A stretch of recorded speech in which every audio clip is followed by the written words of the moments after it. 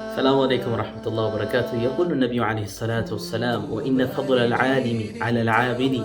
كفضل القمر على سائر الكواكب. رسول من يلالو يا عند عالم درجة كعند عابد. عابد بالت كان ميصوم صدقة ميسد للي تحجد ميقوم الله سبحانه وتعالى ميجزا عالم دم وقت ያለው ወቀት የተሰጠው ሰው የሱ ብልጫ ነው የዓሊሙ ብልጫ ከዓቢዱ ልክ ከፈضل القمر على سائر الكواكب ጨለማ በምሽት ላይ ጨረቃ ሙልት ብላ ወጣ የዛን ጊዜ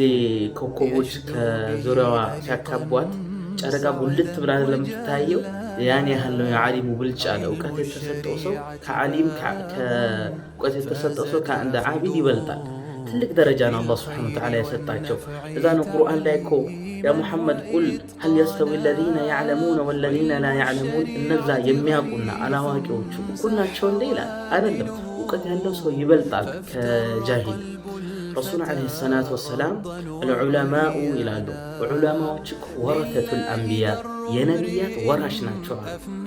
والعلماء لم يورثوا دينارا ولا درهما ዑለማዎች ደግሞ ያወረሱት ወርቅና ብር አይደለም وانما ورثوا العلم እውቀትን ነው ያወረሱት فمن اخذه እሱን የያዘ ሰው اخذ بحظ وافر ትልቅ ነገር ይዟል فخذ بعلم እውቀትን ያዝ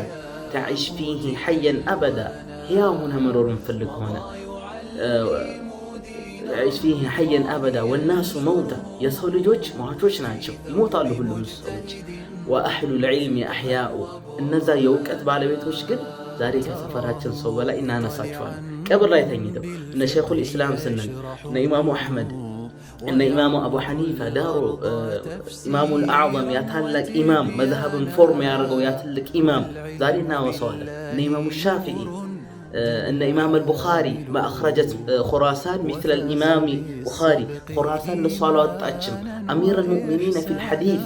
يا مؤمنان مري حديث يتبارو يا تلاق مري يا تلق عالم يا يتيم ሆኖ ያደገው ሰው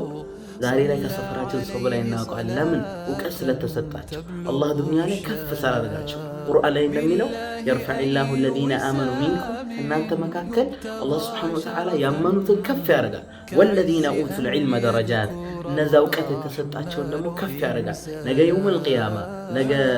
ቀጣዩ ዓለም ላይ ሸሂዶች በአላህ መንገድ ላይ መስዋዕት የሆኑት የዑለማዎችን ደረጃ ይመኛሉ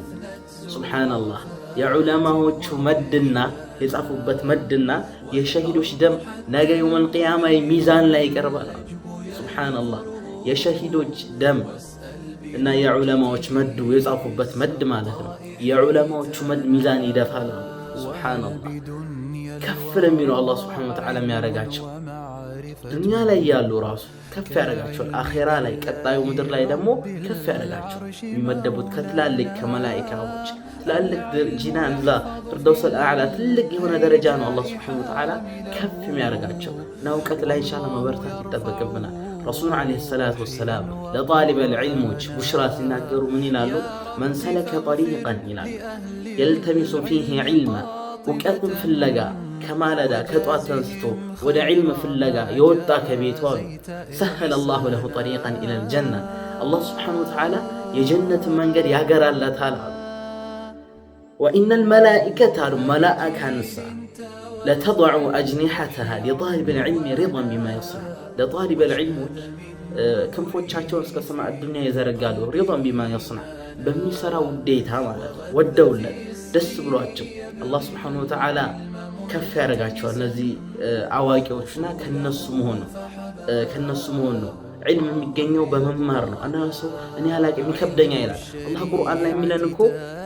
والله أخرجكم من بطون أمهاتكم لا تعلمون شيئا الله سبحانه وتعالى كنات ሆዶቻችሁ ሲያወጣ አላዋቂ ሆናችሁ ነው ወጣው ማንም ሰው ዓሊም ሆኖ የተወለደ የለም العلم بالتعلم ወቀት የሚገኘው በመማር ነው والفقه بالتفقه ግንዛቤ የሚገኘው በማስተንተን በመረዳት አንድ መስአላ አንድ ምሳሌ ይዘ ያን ያጠና ምን ይያልክ ብዙ ተደረጅ በኋላ ነው ትልቅ ዓሊም ሆኖ ዛሬ ከሰፈራችን ናቸው ትላልቅ ዑለማዎች ስንት አፈር ደምተዋል በቀሪያ ተጎርተዋል ብዙ ነገር ሆኗል ዛሬ እዚህ ደረጃ ላይ ያደረሱት ማለት ነው የነሱ ተተኪ መሆን ይጠበቅብናል ዒልም ላይ ንበርታ እቺ ዱንያ አጭር ናት ነገ የውመል ቂያማ የምንመልሰው ሒሳብ መልስ ስላለብን ረሱል ዓለይሂ ሰላቱ ወሰላም የአደም ልጅ እግር አትንቀሳቀስም ሐታ ይስአለ አን አርበዒን ከአራት ነገር እስከሚጠየቅ ድረስ ካሉት መካከል ወአን ዑምሪሂ ፊማ አፍናህ እድሜህን በምን ጨረስከው ይባላል። እውቀት በመፈለግ በመቅራት ነው ወይስ ዝም ብለህ በመተው ነው? ዝም ብሎ ከዛም ከረዛም የሆነ ያሉ በመሯሯጥ በማይሆን ነገር ነው ወይስ እውቀትን በመፈለግ ነው ያሳለፈው እድሜህን? የነቢያት ወራሽ ለመሆን ዝግጁ ነን? ሰላም አለይኩም።